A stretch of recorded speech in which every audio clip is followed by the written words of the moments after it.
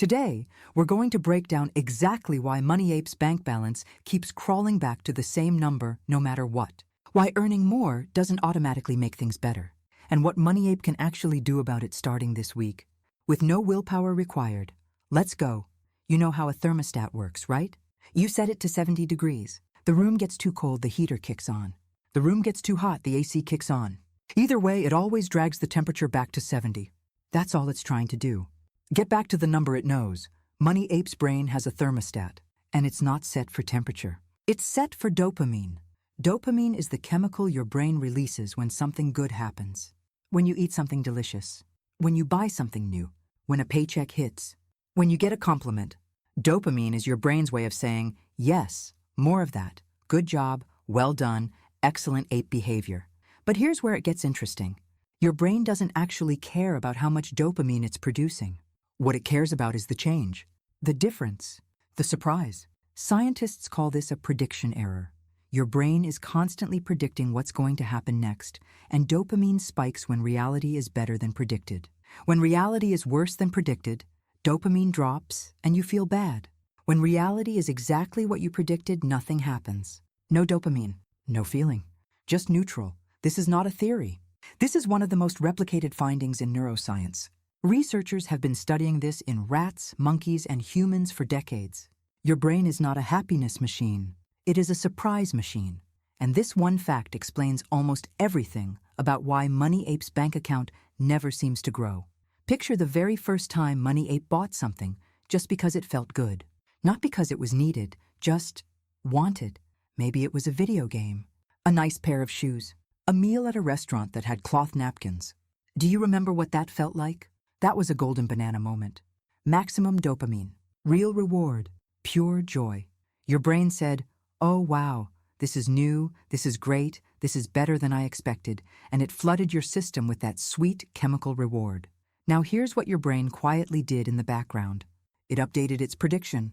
It raised its baseline. It said, okay, noted, this is apparently something that happens in our life now. So next time I'm going to predict this. And next time, because your brain already predicted it, the dopamine hit was smaller. And the time after that, smaller again. This process has a name. Dopamine homeostasis. Or sometimes, hedonic adaptation. Your brain is adapting. It's not broken, it's doing exactly what it was built to do. It's trying to return to neutral. Always. No matter what you do, no matter how much you earn, no matter how many golden bananas you eat, the thermostat is always dragging you back to 70 degrees. And here's the cruel part. The spending didn't stop feeling necessary. It just stopped feeling special. So Money Ape kept spending the same amount or more just to feel normal, just to feel fine. Not even happy, just fine. Let's talk about something most people only associate with addiction, but which actually applies to every single thing in your financial life. Tolerance. When someone first starts drinking coffee, one small cup wires them to the ceiling. 6 months later, they need 2 cups just to feel human. The coffee didn't get weaker. The brain got better at neutralizing it. It built more receptors. It adjusted its chemistry. It said, we do coffee now. This is normal. I've accounted for it. Give me more if you want a reaction. Your spending works exactly the same way. Money Ape signed up for 3 streaming services because they felt like luxuries. Then they became just the baseline. Then Money Ape needed a 4th one to get the same feeling of having enough entertainment. Then a 5th. Then Money Ape was spending $90 a month on streaming and feeling slightly bored. Money Ape upgraded the phone and felt great for about 3 weeks. Then the new phone became just the phone. Now the slightly older model feels inadequate, even though 6 months ago it would have felt like a miracle. Money Ape moved to a nicer neighborhood, and for a moment the commute felt luxurious. Then the nice neighborhood became home, and now the commute just feels like a commute.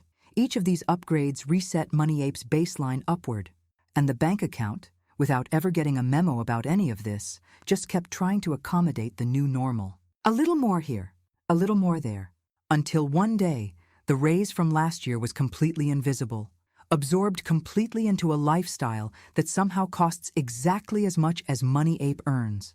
This is called lifestyle creep, and it is not a character flaw. It is your brain's homeostatic mechanism doing its job with terrifying precision. There's a famous study that you've probably heard a version of. Researchers looked at lottery winners and people who had become paraplegic from accidents, and they asked both groups how happy they were right after the event, and then a year later. What they found still blows people's minds. Within a year, both groups had returned to almost exactly the same happiness levels they had before. The lottery winners didn't become dramatically happier.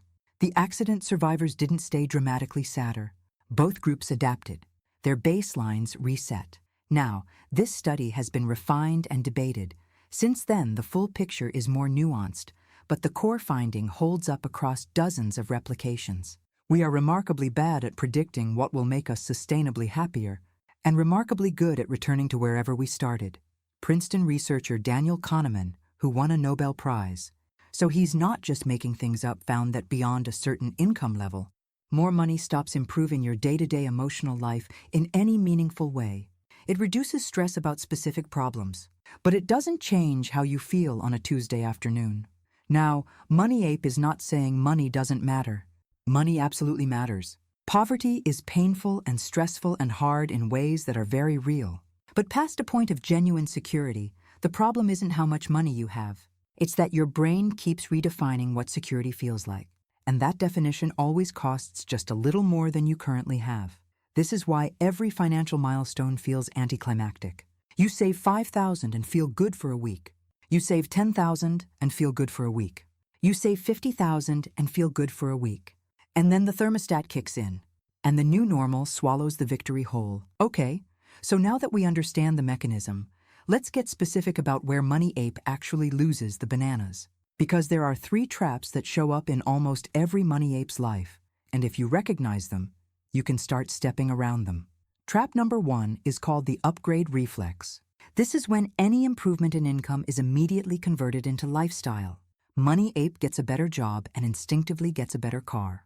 Not because the old car stopped working, not because it was a plan, just because it felt like the natural next thing. The upgrade reflex is completely automatic. It doesn't feel like a choice. It feels like gravity. Trap number 2 is maintenance spending. This is the sneaky one. Money Ape doesn't notice it at all until it's enormous. Maintenance spending is everything you now pay for just to maintain the new normal.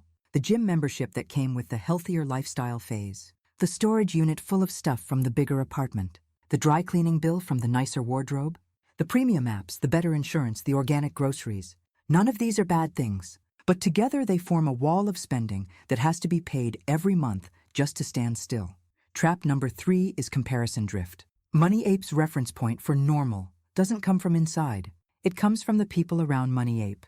And here's the dark magic of modern life. The people you see most often online are living at the top of their spending game. They're not posting their savings account. They're posting the vacation, the renovation, the dinner. And Money Ape's brain, which was built to understand social status the way a compass understands north, adjusts its baseline based on what it sees. What felt like enough yesterday feels inadequate today. Not because anything actually changed, but because the reference point shifted. These 3 traps work together. The upgrade reflex starts it. Maintenance spending locks it in. Comparison drift keeps raising the ceiling. And Money Ape just keeps running, wondering why the bank balance never moves. Now here's where it gets genuinely exciting. Because if your brain is a thermostat, you can learn to set the temperature yourself. The neuroscience here is real. The same dopamine system that punishes you for having less than expected can be retrained to reward you for something completely different. You don't need more willpower. You need a different target. The first thing that actually works is something called a spending delay, but not the kind you're thinking of. This isn't wait 30 days before you buy something. That kind of willpower-based approach fails, because willpower is a terrible strategy against a neurological drive. Instead, the spending delay that works is one where you literally put the money somewhere else before your brain learns it exists. Automate a savings transfer the same day your paycheck arrives. Before the money touches your checking account and becomes spending money, it's already somewhere else. Your brain cannot crave what it never counted as available. Money Ape's baseline doesn't include money it never sees. So send it somewhere Money Ape can't see it. The thermostat adjusts to a new normal.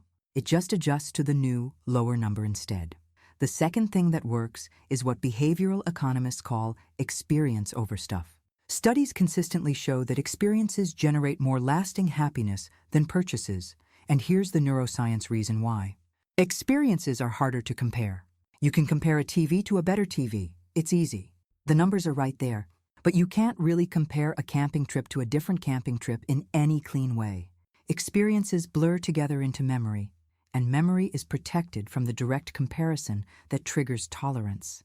So when Money Ape wants to spend on something that feels good, spending on an experience rather than a thing gets you more bang for your dopamine buck and degrades slower.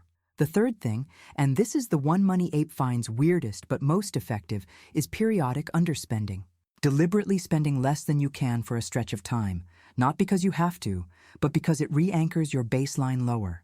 If you go a month eating simple meals, cooking at home, skipping the extras, and survive it just fine, your brain recalibrates. When you go back to the normal level of spending, you feel the dopamine hit again. You get the golden banana feeling back from the same banana. Not because the banana changed, because your baseline shifted.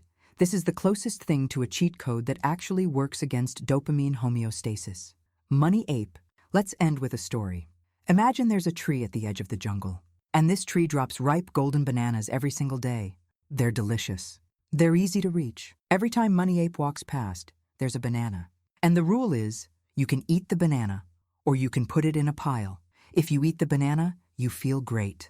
For a minute. Then you need another one tomorrow. If you put it in the pile, nothing happens. For a while, it's boring. The pile just sits there. But after a long time, after enough patience, enough mornings of walking past and not eating the easy banana, the pile grows into something different. Not a pile anymore. A second tree. One that drops bananas that you never have to earn. One that grows while you sleep. The first banana is instant, real, delicious. Your brain loves it completely and without apology. The second banana is slow, quiet, easy to dismiss. Your brain doesn't get excited about it at first, because your brain is not built for slow. It's built for now. But here's the truth that nobody tells you when they're talking about budgets and savings rates and financial independence. The choice is not between being responsible and having fun. The choice is between which version of your brain you're going to let run the show. The part of your brain that was built for the jungle, the ancient, brilliant dopamine-chasing part, it will always want the banana today. It is very good at its job. It kept your ancestors alive. You should not be angry at it. But you also have another part, the part that can imagine tomorrow, the part that can delay and plan and build a second tree. That part doesn't have dopamine on its side, but it has something the other part doesn't. It has choice. Money Ape is not broken for wanting the instant banana. That's just being an ape. But Money Ape gets to decide every single day, in small, unsexy, completely undramatic ways, which banana wins. And the wild thing? The more you practice choosing the slow banana, the better your brain gets at finding it satisfying. You can, over time, literally rewire what feels rewarding. The pile starts to look like the golden banana.